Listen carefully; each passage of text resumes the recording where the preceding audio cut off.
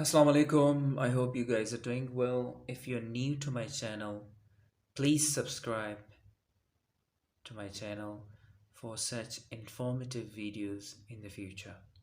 अगर आप चैनल पे नए हैं तो प्लीज़ इसको सब्सक्राइब कर दें, आपके फ़ायदे की बात कर रहा हूँ। आज मैं आपको बताने जा रहा हूँ preposition of time। जिस तरीके से मैं इसको एक्सप्लेन करने जा रहा हूँ, it will be very easy for you to understand कि कहाँ पे आपने at यूज़ करना है, कहाँ पे on यूज़ करना है, कहाँ पे in यूज़ करना है, और इसको हम कहते हैं preposition of time।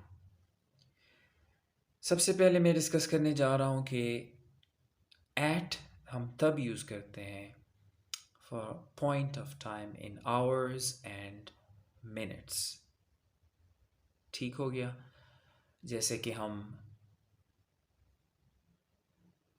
मिनट्स या आवर्स में पॉइंट ऑफ टाइम की बात करते हैं।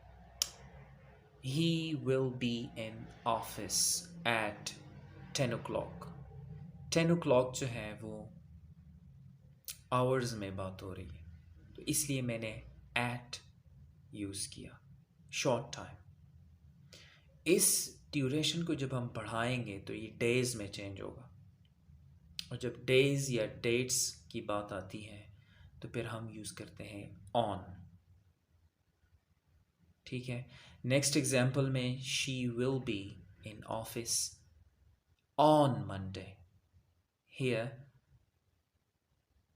ड्यूरेशन बढ़ गया, मिनट्स और आवर्स से बढ़ के डेज में चला गया, तो इसलिए मैंने ऑन यूज़ किया।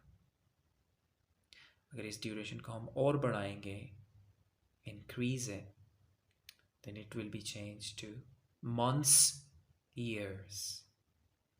then I will use the preposition in। उस केस में फिर मैं preposition in को यूज़ करूँगा। They will be in office in March। I hope it's clear। अगर आपको अभी भी समझ नहीं आए preposition of time तो फिर कमेंट में बताएं मुझे। अगर आपको समझ आई है तो लाजमी कमेंट में बता दें। Thank you very much. Thumbs up, share and subscribe करना मत भूलिएगा। Thank you very much for watching.